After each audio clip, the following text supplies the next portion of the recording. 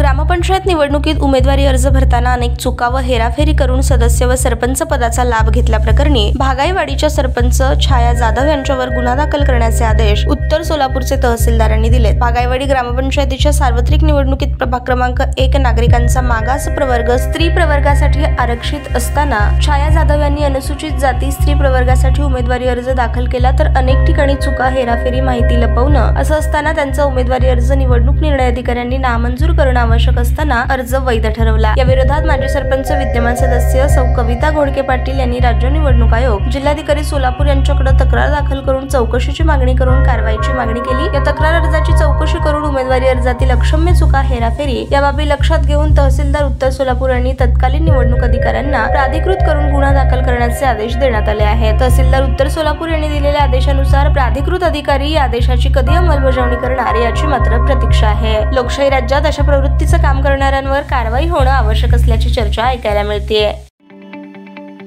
ताज्या बातम्या पाहण्यासाठी प्राईम महाराष्ट्र न्यूज चॅनलला सबस्क्राईब करा।